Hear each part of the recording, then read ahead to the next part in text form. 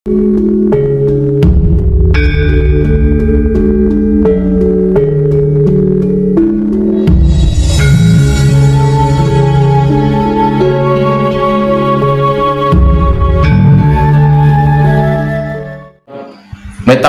perdukunan, karena lahannya memang menciptakan satu pembodohan masyarakat dan mendapatkan uang, itu kan memang asik-asik saja dan itu dipelihara. Ini aku terus diserang wong supranaturalis, Indonesia spiritualis, supranatural ya udah, memang seperti itu kok kenyataan. Kenapa panggung ini, masyarakat ini seharusnya diajak untuk masuk naik ke level tangga berikutnya, justru ditahan untuk diciptakan untuk menjadi bodoh agar lahan pangannya. Saya nggak lihat kok yang berani ngomong ini. Iya benar. Walaupun itu sekelas yang pengikutnya berat, saya sedih kan ya. Kadang wong sing pengikutnya akhir itu cari makannya justru ladangnya dari situ menciptakan, walaupun dalam konteks hakikat sebenarnya delok papan lan empan. Contoh gini mas, hal-hal yang bersifat hakikat sebenarnya kayak seperti ini, sebenarnya kalau tidak saya pantau, tidak ada yang berbicara seperti ini, pasti saya nggak akan berbicara seperti ini. Tapi kita ini mungkin pesan Tuhan yang harus saya sampaikan ya saya, tapi ya cukup tidak usah mengupas yang bertele-tele tentang tataran, karena itu kan wis basi loh mas, kan wis banyak lah itu di. Tapi konteks intinya orang seharusnya membicarakan hal-hal yang disembunyikan itu. Kalau fase-fase itu kan setiap tahapan-tahapan pasti semua orang punya lah, setiap madhab-madhab. Saya juga kan ya sedikit-sedikit paham. Itu berarti bagian dari kesadaran murni, iya, termasuk memikirkan lingkungan, iya, alam segala macam, iya. Ya. Dan fase ini seharusnya bagian dari yang perlu digerakkan semua ini, termasuk yang paling acuan terbesar adalah yang perubahan paling mudah ya di pendidikan itu, termasuk kalau di Jawa membangkitkan budi pekerti. Ini kan harus komprehensif dan holistik di semua elemen sebenarnya. Misalnya orang spiritual ngomong ini, mengkampanyekan ini, tapi kalau kemudian tidak diikuti oleh gerakan secara masif kan nggak bisa juga ya. Ya soalnya pemerintah juga mengambil dong bagian, tidak hanya sekedar mengekor pada orang-orang sing pemodal, tapi kan dikondisikan. Bahasanya gini loh mas, kenapa pemimpinnya serakah? Karena rakyatnya tamaan gitu, bahasa Sujiwo Tejo itu benar. Kenapa politik carut-marut pemimpin gak bisa merubah? Kan spiritualisnya juga sama, menghancurkan dirinya. Boleh ije bahasanya ngono ya ngono, ngono ije taman lho. Dia memainkan kesepuan hanya untuk panggung-panggung diri pribadi sekelompok. Itu jika acuannya ije masih etikanya ngono ya ngono, ning aja ngono, ije oke lah. Tapi kan nggak ada yang sedikit menciptakan percik api berpikir berbeda gitu loh mas. Kebanyakan yang panggung di tengah masyarakat, yang laku tetap yang berbau supranatural. Wes uka-uka yang seperti itulah. Gus pangapunten, ketika kemudian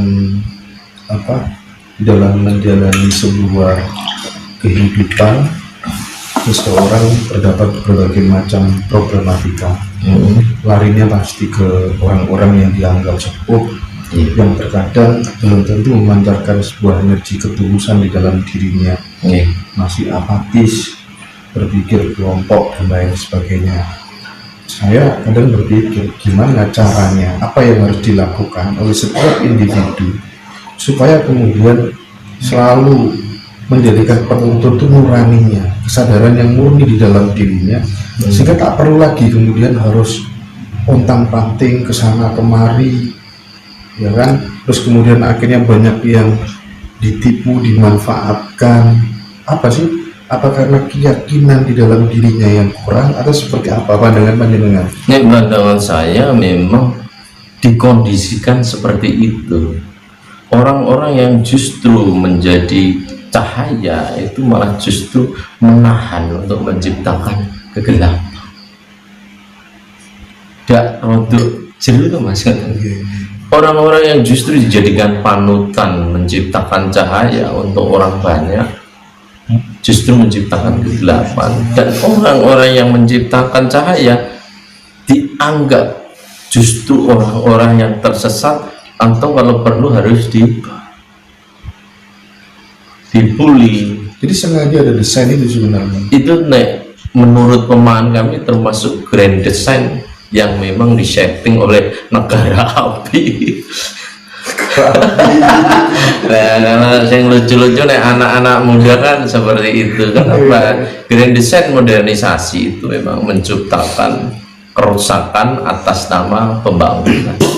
Slogan mereka kan modernisasi itu sesuatu peradaban, bisa dikatakan maju jika kita menumpuk-numpuk materi. Apa bedanya dengan Mirfan? Apa bedanya dengan tokoh-tokoh?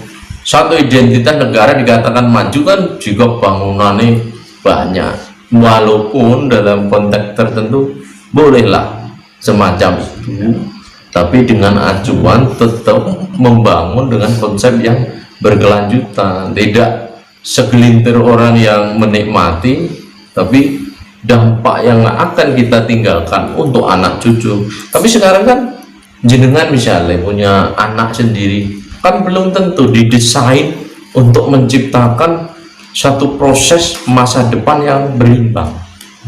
Ada yang salah, kenapa ada salah?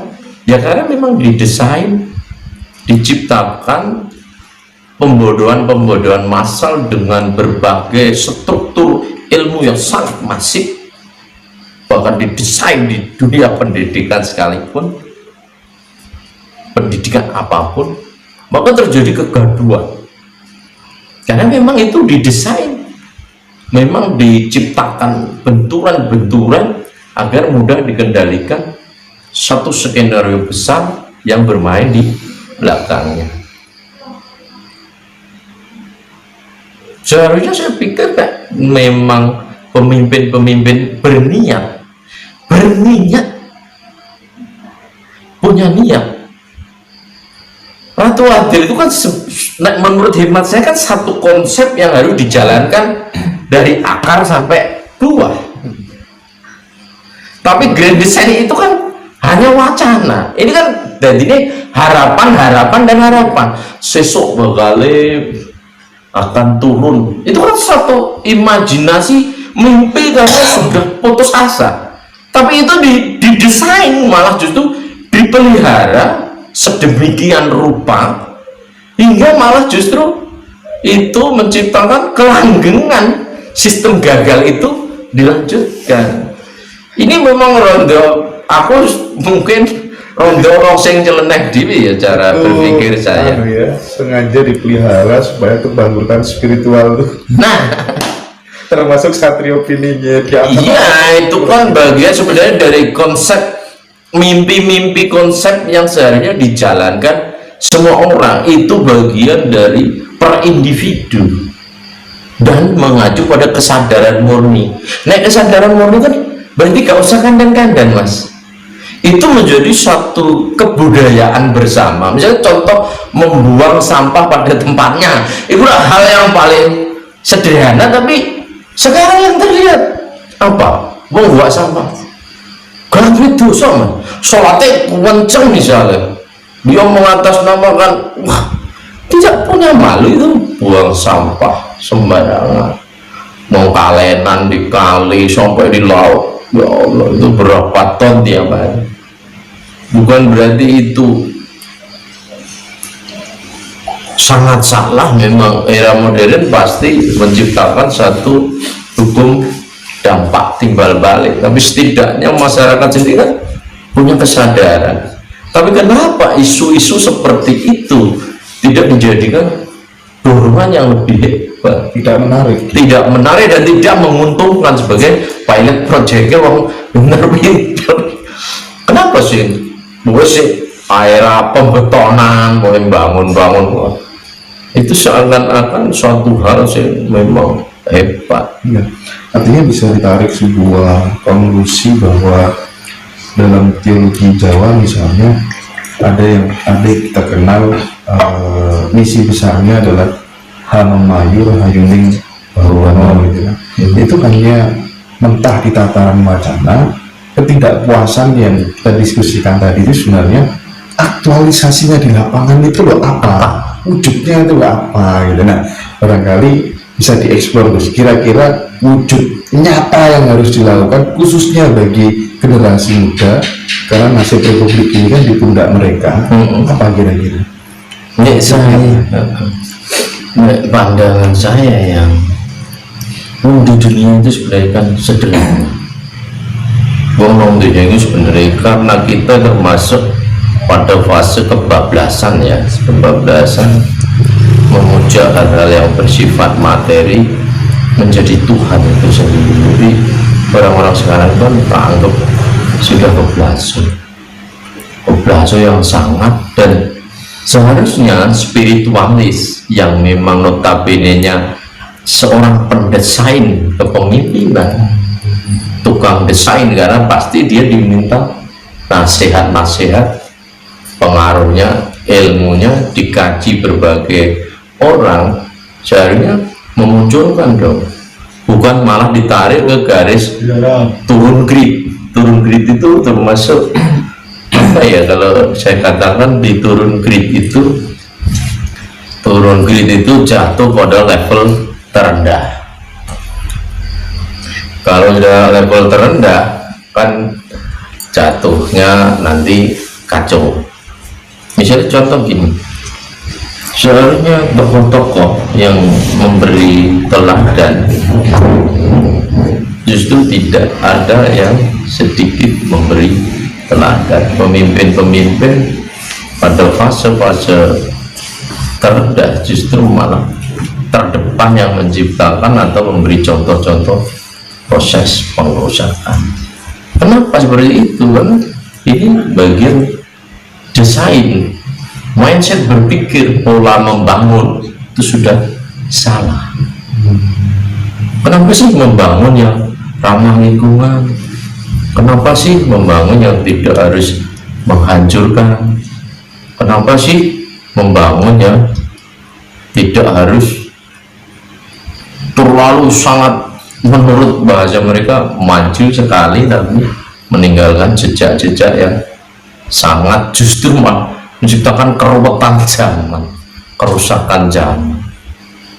Apakah ini bagian dari apatisme yang memang dipelihara, atau orang memang nggak peduli itu, kalau yang penting untunglah saya? Baik itu di semua lini pemikiran, masuk akademisi, pengusahanya, medianya, spiritualisnya. Enggak, masalahnya kan kita sebenarnya butuh pemimpin yang kemudian bisa menggerakkan mulai dari akar sampai atas kembali kepada sebuah kesadaran murni itu. Nah, kenapa kita begitu sulit menemukan seorang leader yang seperti itu? Apakah karena setiap pemimpin diproduksi melalui parpol yang kemudian mengedepankan pragmatisme kelompoknya saja, atau bagaimana?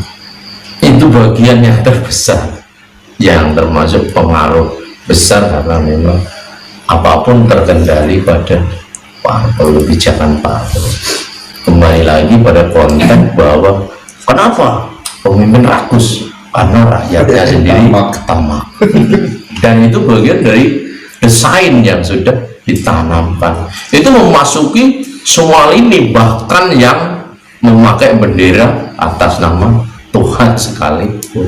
Contoh misalnya gedung-gedung keagamaan besar-besar tapi gersang. Kenapa itu hal-hal yang bersifat universal tidak diangkat? Padahal di agama sendiri mengatakan, di agamanya masing-masing mengatakan kebersihan sebagian dari iman, mari menuju rahmatan lil alamin. Tapi yang ada itu justru menciptakan pecahan-pecahan yang terjadi, gesekan-gesekan. Padahal kalau mengacu pada kesadaran murni, kita sudah keluar dari tema aliran, tema mata. Kita harus gak berkutat pada konteks perang bahasa. Tapi kita kan masih berkutat pada perang bahasa dan perang teoritis yang sangat melelahkan tanpa aplikasi nyata. Jadi kan menangkap bahwa begitu hebatnya misalnya sebuah teori keilmuan, tapi kenyataannya negara sampai detik ini kan tidak merangkak untuk menjadi lebih baik. Slogannya kemakmuran, slogannya untuk keadilan.